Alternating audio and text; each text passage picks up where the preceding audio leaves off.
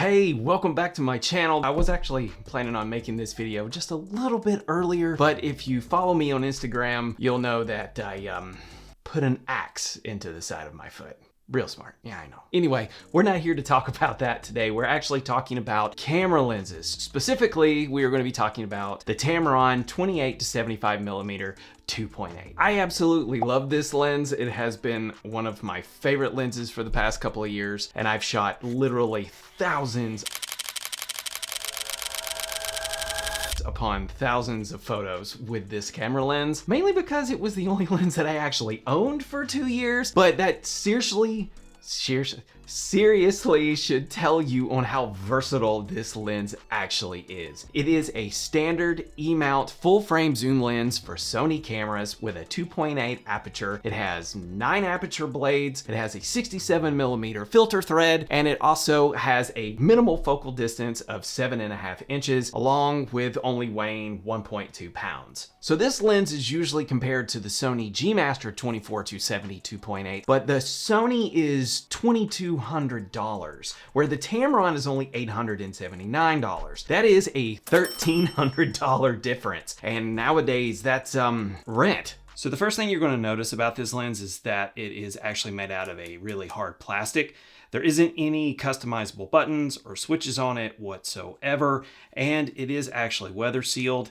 You can take a look here at the back. You can see a little rubber gasket right here on the back. And one little gotcha that you might have is that the zoom ring and the focus ring on the Tamron are actually switched compared to other lenses. So you have your zoom ring in the front end of the lens and the manual focus ring in the back. So after about like an hour or so of just playing with it and getting used to it, your muscle memory is going to kick in and everything's going to be just fine. The thing about zoom lenses is that you usually have a changing f-stop throughout your entire focal range. Say you're shooting at 24 millimeters, you have a minimum f-stop of 2.8, and then you change to 50 millimeters and you're going to have a minimum f-stop of 4.5. But with the Tamron, you have the minimum f-stop of 2.8 throughout the entire focal range. So if you are shooting at 75 millimeters and you have a 2.8 aperture, add the minimal focal distance of 7.5 inches, you can get some beautiful,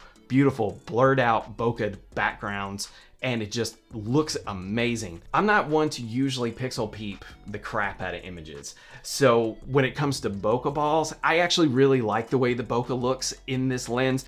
Everybody has their own personal opinion about that. So I will let you judge the bokeh on this and all the bokeh balls on this lens. But in my personal opinion, they look really good. Sharpness is another thing that kind of goes by the wayside when it comes to zoom lenses, mainly because there's a lot of moving parts in a zoom lens. So it's not as sharp as a prime.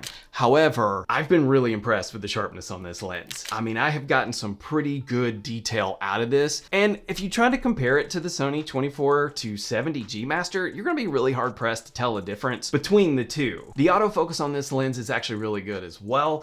It is very fast and it's very silent. So whether or not you're using it for photography or filming, you're going to be really impressed with it. One of the things that I was very happy about is the fact that you do not hear any motor noise whatsoever, especially if you're filming or vlogging and it's focusing. Your microphone isn't going to pick anything up. There is a little bit of barrel distortion at 28 millimeters, which is kind of a bummer. And you do get some vignetting in your images. To fix the barrel distortion, you can take a few steps back if you're taking like a group photo and then crop in just a little bit. Nowadays for vignetting and some distortion, you can get rid of all of that with software nowadays. Personally, I like vignetting in my photos, and I sometimes don't even take the vignetting out of it and post it all because I'm going to be putting vignetting back on it anyway, so might as well just leave it there. One thing to keep in mind about this lens is that it actually doesn't have any stabilization built into it. However, you're going to be putting it onto a body that has IBIS anyway, so that's going to help reduce the micro jitters and the handshakes. Now, if you're filming, if you wanted to film, you can film with this lens. If you're wanting to vlog with it, it might be a little bit too tight. I started vlogging with this lens. Like I said in the beginning, this is the only lens that I had for 2 years. However, when you're holding it out like this, and you're grabbing the end of the lens, your hand is either going to be in the frame or you're just going to get really tired of holding it, and then you're going to be bringing it in. It's just the 28 millimeters, personally, in my opinion, is a little bit too close. Now, if you're wanting to use this to shoot normal footage, like of travel footage or family and stuff like that, this thing does amazing. And then you can take it out to 75 millimeters, use that 2.8 aperture, and you can get some beautiful B-roll with this as well. So if you were thinking about getting a well-rounded budget lens, seriously consider the Tamron 28-75 millimeter. You get sharp images, you get a wonderful focal range, and that opens up a wide range of things for you to play with. Do you like wide shots? Do you like more of the middle grade shots at 50 millimeters? Do you like your close-ups at 75?